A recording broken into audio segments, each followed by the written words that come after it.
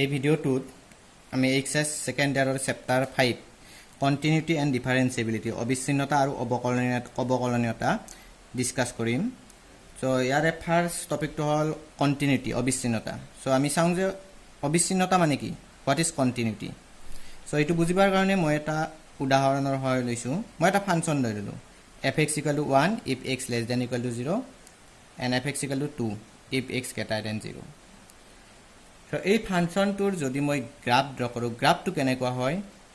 সেইটো মই চাই লওঁ। মই x axis y axis draw কৰিলো। এটা fx ৰ মান কি হ'ব পাৰে 1 হয়, 1 হ'ব পাৰে নাইবা 2 হ'ব পাৰে। সো fx = 1 কেতিয়া হ'ব, যেতিয়া x টো 0 নাইবা 0 তকৈ 0 ৰ সমান নাইবা 0 তকৈ সৰু। So fx = y, that means y = 1। অৰ্থাৎ এইডাল কি straight line, y = 1 is a straight line which is parallel to x axis। So এই স্ট্রেইট লাইনডাল ড্ৰ কৰো যদি কেনেকুৱা হ'ব, এনেকুৱা হ'ব x less than equal to 0 ৰ কাৰণে, অৰ্থাৎ x টো 0 ৰ সমান নাইবা 0 তকৈ সৰু, 0 তকৈ সৰু তাৰ মানে y অক্ষৰ লেফট সাইডত, অৰ্থাৎ ইপিনে থাকিব এইটো। নেক্সট fx = 2, fx = 2, fx ৰ ভ্যালুটো কিমান y, y = 2, অৰ্থাৎ এইডাল কি স্ট্ৰেইট লাইন আৰু ইও x অক্ষৰ সমান্তৰাল parallel to x axis। y = fx = 2 কাৰ কাৰণে, for x greater than 0, x greater than 0 মানে কি y অক্ষৰ পজিটিভ পাৰ্ট এই পিনে, x অক্ষৰ পজিটিভ পাৰ্ট অৰ্থাৎ y অক্ষৰ ৰাইট সাইডে। গতিকে x greater than 0 ৰ কাৰণে fx ৰ ভ্যালুটো কিমান 2, fx ৰ ভ্যালুটো 2 1 2 কাৰ কাৰণে x টো যদি 0 তকৈ ডাঙৰ হয়, 0 তকৈ ডাঙৰ মানে y অক্ষৰ ৰাইট সাইডে এইটো ইপিডেল। সো আমি স্ট্ৰেইট লাইনডাল কেনেকুৱা পাম, এনেকুৱা পাম। ইয়াত x ৰ ভ্যালুটো কি নহয় 0 তকৈ ডাঙৰ হয় কিন্তু 0 নহয়, তাৰ মানে fx = 2 হ'ব নোৱাৰে যেতিয়া x টো 0 হয়। x = 0 অৰ্থাৎ এই গ্ৰাফডাল এক্সিস্ট নহয়, তাতে আমি কেনেকৈ দিওঁ এটা নট দিওঁ।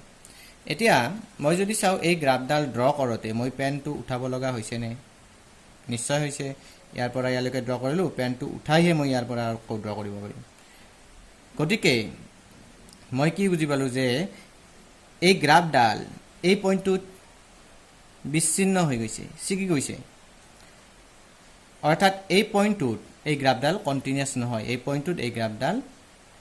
অবিচ্ছিন্ন নহয়, বিচ্ছিন্ন হৈ গৈছে। গতিকে আমি কি ক'লো যে যদি গ্ৰাফডাল ড্ৰ কৰোতে পেনটো উঠাব লগা হয় তেতিয়া ফাংচনটো যিটো আমি গ্ৰাফ ড্ৰ কৰিম, গ্ৰাফটো আমাৰ কি হ'ব বিচ্ছিন্ন হ'ব, অৰ্থাৎ অবিচ্ছিন্ন নহয়, কন্টিনিউয়াস নহয় গ্ৰাফডাল। যদি আমি ওলোটাকৈ ক'ব যাওঁ যে যদি গ্ৰাফডাল ড্ৰ কৰোতে পেনটো উঠাব লগা নহল হয় তেতিয়া গ্ৰাফডাল কি হলা হয়, কন্টিনিউয়াস হল হয়। কিন্তু এই বস্তুটো আমি কিহৰ দ্বাৰা বুজি পালো, গ্ৰাফিক্যালি বুজি পালো, আমি গ্ৰাফৰ সহায়ত বুজি পালো। ম্যাথমেটিক্যালি আমি ইয়াৰ ডেফিনেশনটো কেনে ধৰণে দিম, সো ম্যাথমেটিক্যালি আমি কেনেকৈ আনিম এইটো বুজাৰ আনিম। এতিয়া এই ফাংচনটোত যদি মই 1ত নহয় সৰি 0ত, যদি 0ত লেফট হ্যান্ড লিমিট উলিয়াওঁ এই ফাংচনটোৰ কি হ'ব আমি চেক কৰোঁ, অৰ্থাৎ x ৰ ভ্যালুবিলাক 0 লৈকে আহি থাকিম লেফট সাইডৰ পৰা, আৰু সেই মুহূৰ্তত fx ৰ মানবিলাক কি হয় আমি চেক কৰিম। ইফালে 0 -1 আছে, ইফালে 1 আছে, সো 0 লৈকে মই x ৰ ভ্যালুবিলাক আহি থাকিম। সাপোজ 0.9 লম, 0.8 লম, এনেকৈ আহি 0 ৰ ওচৰলৈকে আহিম। সো মই f of 0.9 ললো, f of 0.9 ললে 0.9 মানে সরি ইপিনে লৈছো আমি, ইটো বাও পিনে লৈছো, সো -0.9 সো -0.9 ললে fx ৰ ভ্যালুটো কিমান হ'ব 1, so fx = 1। f of suppose -0.8 ললো তেতিয়াও কিমান হ'ব 1 এ, সো f of -0.7 ললো তেতিয়াও কি হ'ব 1 এ, কাৰণ এই ভ্যালুবিলাক 0 তকৈ সৰু হৈ আছে, ইটো কন্ডিশন স্যাটিসফাইড হৈ আছে, গতিকে fx ৰ মান 1। সো এনেকৈ যদি আমি আহি থাকো ভ্যালুবিলাক আহি 0 ৰ ওচৰ পালো, সাপোজ এইখিনি পালো -0.1 পালো, তেতিয়াও fx ৰ ভ্যালুটো আমি কি পাম 1 এ পাম। সো ইয়াত যদি আমি লক্ষ্য কৰো যে x ৰ ভ্যালুবিলাক আমি 0 লৈকে গৈ আছো লেফট সাইডৰ পৰা, এইটো 0.9 0.8 0.7 আহি 0.1 পাইছো, অৰ্থাৎ 0 লৈকে গৈ আছো, তেতিয়া fx ৰ মানটো কি হৈ আছে 1। নাইবা এফএক্সৰ মানটো কলৈকে গৈ আছে 1 লৈকে গৈ আছে এইখিনিকে আমি কি বুলি কৈছিলো লেফট হ্যান্ড লিমিট অৰ্থাৎ এইখিনি কথা আমি কেনেকৈ লিখিছিলো যে লিমিট অফ fxৰ লিমিটটো কিমান হৈছে ভ্যালুটো 1 হৈছে কেতিয়া when x tends to 0 minus 0 লৈকে গৈছে 0 minus means কি 0 লৈকে গৈছে লেফট সাইডৰ পৰা আৰু এইটোকে আমি লেফট হ্যান্ড লিমিট বুলি কৈছিলো নেক্সট যদি মই x ৰ মান বিলাক 0 লৈকে আহু ৰাইট সাইডৰ পৰা সো ইপিনৰ পৰা আহিম ইপিনে 0.9 লং 0.8 লং 0.7 লং এনেকৈ আহি থাকো যদি মই f of 0.9 লং তেতিয়া কিমান হ'ব 0.9 means 0 তকৈ ডাঙৰ 0 তকৈ ডাঙৰ হলে এই কন্ডিশনটো স্যাটিসফাইড হৈ আছে তেটা fx ৰ ভ্যালু কি হ'ব 2 0.8 ললো তেতিয়া কি হ'ব 0.8 0 তকৈ ডাঙৰ এই কন্ডিশন স্যাটিসফাইড হৈ আছে গতিকে fx ৰ ভ্যালু হদাই 2 সো এনেকৈ যদি আহি মই কি কৰিলো 0 ৰ ওচৰলৈকে আহিলো 0.7 0.6 এইবিলাক ললো লৈ আহি 0 ৰ ওচৰলৈকে আহিলো 0.1 আহি পালো তেতিয়া fx ৰ ভ্যালু কি হ'ব 2 এ হ'ব কাৰণ এটো 0 তকৈ ডাঙৰ এই কন্ডিশনটো স্যাটিসফাইড হৈ আছে অৰ্থাৎ ইয়াতো x ৰ ভ্যালু বিলাক মই কলৈকে আহিছো 0.9 0.8 এনেকৈ আহি 0 ৰ ওচৰলৈকে আহিছো আৰু সেই মুহূৰ্তত fx ৰ ভ্যালু বিলাক কলৈকে গৈ আছে 2 লৈকে আৰু 0 লৈকে আহিছো কোন সাইডৰ পৰা ৰাইট সাইডৰ পৰা এইটোকে আমি কি বুলি কৈছিলো ৰাইট হ্যান্ড লিমিট অৰ্থাৎ লিমিট অফ fx এনেকৈ লিখিছিলো ইকুয়াল টু কিমান হৈছে 2 হৈছে কেতিয়া যেতিয়া x টু 0 লৈকে আহিছো কোন সাইডৰ পৰা ৰাইট সাইডৰ পৰা দ্যাট মিন্স 0 প্লাস এইটো লেফট হ্যান্ড লিমিট আৰু এইটো ৰাইট হ্যান্ড লিমিট সো ইয়াত যদি আমি চাওঁ যে লেফট হ্যান্ড লিমিট আৰু ৰাইট হ্যান্ড লিমিট সেম হোৱা নাই not equal to limit x tends to 0 plus f of x 0 point dot left hand limit আৰু right hand limit same হোৱা নাই আৰু ফাংশনটো আমাৰ কি নহয় কন্টিনিউয়াস নহয় অৰ্থাৎ লেফট হ্যান্ড লিমিট আৰু ৰাইট হ্যান্ড লিমিট যদি সেম নহয় ফাংশনটো কন্টিনিউয়াস নহব তাৰ মানে আমি যদি ক'ব লাগে অপোজিট বিপৰীতভাৱে ক'লে যদি লেফট হ্যান্ড লিমিট আৰু ৰাইট হ্যান্ড লিমিট সেম হয় তেতিয়া ফাংশনটো কন্টিনিউয়াস হ'ব তাৰ মানে left hand limit equal to যদি ৰাইট হ্যান্ড লিমিট হয় কোনো এটা পইণ্টত তেতিয়া সেই পইণ্টত ফাংশনটো কন্টিনিউয়াস হ'ব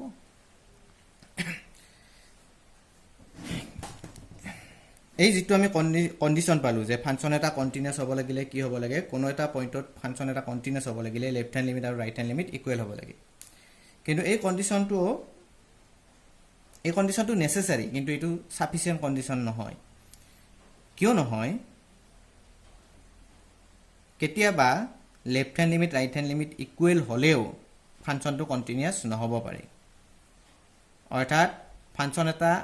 কন্টিনিউয়াস হ'ব লাগিলে left hand limit right hand limit equal হ'বই লাগিব কিন্তু left hand limit right hand equal হলে কন্টিনিউয়াস নহব পাৰে এই কথাখিনি সো আমি এটা উদাহৰণ ললো একে एग्जांपल এটা লৈছো এটা আৰু एग्जांपल লৈছো fx is equal to 1 if x not equal to 0 or fx equal to 2 if x equal to 0 এইটো সো এই ফাংশনটোৰ যদি মই গ্ৰাফ ড্ৰ কৰো কেনেকৈ হ'ব x axis y axis x axis y axis so point down 0 1 2 0 1 2 0 1 2 0 1 2 point below so x not fx equal to 1 hobo if x not equal to 0 x not equal to 0 means ki x must be less than 0 x must be or x must be greater than 0 অৰ্থাৎ x to যদি 0 তকৈ ডাঙৰ হয় 0 তকৈ ডাঙৰ হয় তেতিয়া fx ৰ মান কিমান 1 0 তকৈ ডাঙৰ মানে y কৰ a2 side positive part to that means a2 side so fx equal to কি হ'ব 1 fx equal to 1 কেতিয়া যেতিয়া x to 0 তকৈ ডাঙৰ হয় 0 তকৈ ডাঙৰ মানে 0 নহয় so fx equal to 1 হলে fx 1 কোনখিনি হ'ব এইখিনি so ইডাল হল fx equal to 1 গ্ৰাফ ডাল x to 0 নহলে আৰু x to যদি 0 তকৈ সৰু হয় 0 তকৈ সৰু হয় মানে কি 0 নহয় তেতিয়া fx ৰ মান 1 হ'ব অৰ্থাৎ 0 তকৈ সৰু হলে y অক্ষৰ বাও অক্ষত ইপিনে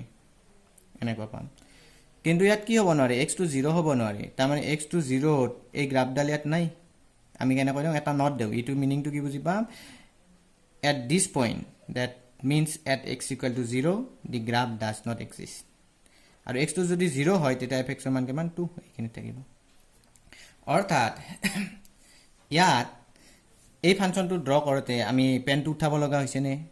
ইয়ালৈকে আহিলো ইয়াত গ্ৰাফটো এক্সিষ্ট নহয় এইখিনি গতি উঠাব লাগিব নিশ্চয় উঠাই থাকিব পাৰি অৰ্থাৎ এই ফাংচনটো কন্টিনিউয়াস নহয়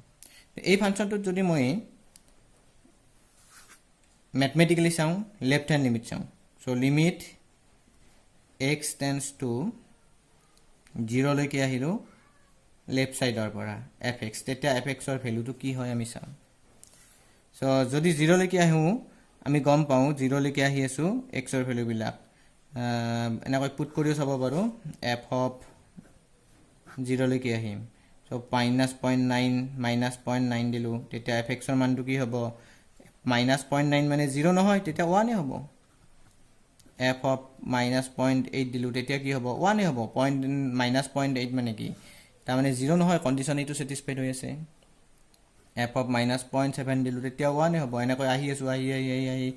f of মই 0 সরাসরি পালো -0.1 পালো তেতিয়া কি হ'ব 1 এ হ'ব অৰ্থাৎ x ৰ ভ্যালু বিলাক 0 লৈকে আহি আছো তেতিয়া fx ৰ ভ্যালু বিলাক কি হৈ আছে 1 অৰ্থাৎ এইখিনিকে আমি কি বুলি কওঁ left hand limit so limit x tends to 0 minus f of x is equal to কি হ'ব 1 এতিয়া মই ইয়াৰ ৰাইট হ্যান্ড লিমিটটো চাম অৰ্থাৎ limit x tends to 0 plus f of x এইটো চাম সো আমি কি লম ভ্যালু কিছুমান লম 0 লৈকে আহিম ৰাইট সাইডৰ পৰা ইপিনৰ পৰা 1 ইয়াত আছে ধৰিলো 0.9 0.8 0.7 এনেকৈ আহি থাকো f of 0.9 দলু 0.9 তাৰ মানে কি 0 নহয় ইয়াৰ কিন্তু কন্ডিশন স্যাটিসফাই কৰিছে ফাংচনৰ ডেফিনেশনৰ x not equal to 0 হলে fx equal to 1 গতিকে 0.9 মানে 0 নহয় মানে কি হ'ব 1 এ হ'ব f of 0.8 দিলে কি হ'ব 1 এ হ'ব সো এনেকৈ আহি যেতিয়া 0 ওচৰা-ওচৰি পাম ৰাইট সাইডৰ পৰা 0.1 দিলু তেতিয়াও কি হ'ব 1 এ হ'ব অৰ্থাৎ ভ্যালু বিলাক মই আহি আছো 0.9 0.8 0.9 এনেকৈ কলি গৈছো 0.1 অৰ্থাৎ 0 ওচৰা-ওচৰি লাগি গৈছো ৰাইট সাইডৰ পৰা তেতিয়া ফাংচনৰ ভ্যালুটো কি হৈছে 1 এ হৈ আছে সো ফাংচনৰ ভ্যালুটো 1 হৈ আছে এইটো অৰ্থাৎ ইয়াত কি হৈছে limit x tends to 0 minus f of x is equal to কি হৈছে limit x tends to 0 plus f of x হৈছে অৰ্থাৎ লেফট হ্যান্ড লিমিট আৰু ৰাইট হ্যান্ড লিমিট ইকুৱেল হৈছে কিন্তু আমি গ্ৰাফডাল ড কৰি গম পাইছিলো কি যে ফাংচনটো কন্টিনিউয়াস নহয় মই ক'ব বিচাৰিছো এইটো যে আগৰ এক্সাম্পলটো লেফট হ্যান্ড লিমিট আৰু ৰাইট হ্যান্ড লিমিট ইকুৱেল নাছিল তাৰ কাৰণে ফাংচনটো কি নাছিল কন্টিনিউয়াস নাছিল আৰু মই এটা ডেফিনেশন হিচাপত কৈছিলো কি যে লেফট হ্যান্ড লিমিট আৰু ৰাইট হ্যান্ড লিমিট ইকুৱেল হলে ফাংচনটো কন্টিনিউয়াস হয় কিন্তু ইয়াত লেফট হ্যান্ড লিমিট আৰু ৰাইট হ্যান্ড লিমিট দুটো ইকুৱেল হৈছে কিন্তু তথাপিও আমি গ্ৰাফৰ পৰা গম পাও ফাংচনটো কন্টিনিউয়াস নহয় গতিকে ফাংচনটো কন্টিনিউয়াস হ'ব লাগিলে কি হ'ব লাগিব যদি left hand limit right hand limit এইটো ইকুৱেল হৈছে আৰু কি হ'ব লাগিব এই ফাংচনটোৰ কি পইণ্টত আমি চেক কৰি আছো 0 পইণ্টত লেফট হ্যান্ড লিমিট কিমান হৈছে 1 0 পইণ্টত ৰাইট হ্যান্ড লিমিট হৈছে 1 যদি মই এই ফাংচনটোৰ 0 পইণ্টত 0ত এই ফাংচনটোৰ ভ্যালু চাও f of 0 ৰ মানটো অৰ্থাৎ f of 0 ৰ মান কি হ'ব যেতিয়া x to 0 হয় তেতিয়া f of x equal to 2 so f of 0 মানে কিমান হ'ব এই ফাংচনটো 2 এই ভ্যালুটো f of 0 ৰ ইকুৱেল হৈছে নেকি হোৱা নাই এইটো ইয়াৰ ভ্যালুটো 1 ইয়াৰ ভ্যালুটো 1 কিন্তু f of 0 ৰ ভ্যালুটো 2 কিন্তু যদি f of 0 ৰ ভ্যালুটো left hand limit right hand লিমিটৰ ইকুৱেল হলে হয় তেতিয়া ফাংচনটো কন্টিনিউয়াস হলহেতেন গতিকে এই গটেখিনিৰ পৰা আমি গম পালো কি যে ফাংচন এটা কন্টিনিউয়াস তেতিয়াহে হ'ব যদি left hand limit right hand limit equal to কি হ'ব লাগিব value of the function at that point সেই পইণ্টটোত ফাংচনটোৰ ভ্যালুৰ সমান হ'ব লাগিব এই গটেখিনি কথাৰ পৰা আমি কন্টিনিউটি ডেফিনেশনটো কেনেকৈ দিব পাৰিম যে a real function f is said to be continuous at a point c of its domain এটা বাস্তৱ ফলন f ইয়াৰ আদিক্ষেত্ৰৰ যিকোনো বিন্দু c কন্টিনিউয়াস হ'ব যদিহে c পইণ্টত left hand limit equal to c পইণ্টত right hand limit equal to কি হয় f of c ৰ সমান হয় আৰু আমি ফাৰ্স্ট ইয়াৰত পাইছিলো এইখিনি কথা যদি left hand limit right hand limit exist হয় তেতিয়া c পইণ্টত লিমিটটো এক্সিষ্ট হয় অৰ্থাৎ এইখিনিৰ পৰা আমি কি লিখিব পাৰিম যে limit x tends to c f of x এই দুটাৰ পৰা আমি এইটো পাম ইকুৱেল টু কি হ'ব f of c অৰ্থাৎ কোন এটা ফাংচন কন্টিনিউয়াস হ'ব লাগিলে আমাৰ এই কন্ডিশনটো স্যাটিসফাইড হ'ব লাগিব এইটো নাইবা এইটো গতিকে এইখিনি হ'ল আমাৰ কণ্টিনিউয়াছৰ ডেফিনেশ্যনটো আমি কণ্টিনিউয়াছ মানে কি সেই কথাখিনি বুজি পাৰ কাৰণে এইখিনি ক'লোঁ নেক্সট ভিডিঅ'টোত আমি কিছুমান এক্সাম্পল ল'ম আমি কণ্টিনিউটি চেক কৰিম চ' কণ্টিনিউটি চেক কৰাৰ কাৰণে কি লাগিব left hand limit right hand limit উলিয়া এইকেইটা জানিব লাগিব কাৰণ আমি কণ্টিনিউয়াছ কেতিয়া হ'ব যদি left hand limit right hand limit equal হয় আৰু এফ অফ চি গতিকে আমি left hand limit right hand limit উলিয়াব লাগিব আৰু এই কথা left hand limit right hand লিমিটখিনি আমি অলৰেডি ফাৰ্ষ্ট ইয়াৰত পাই আহিছোঁ অথবা নেক্সট ভিডিঅ'টোত মই left hand limit right hand limit উলিয়াওটো শিকাই দিম চ' নেক্সট ভিডিঅ'টোত দি আছোঁ বাকীখিনি গতিকে আজি এইখিনিতে মই সামৰি মাৰিলোঁ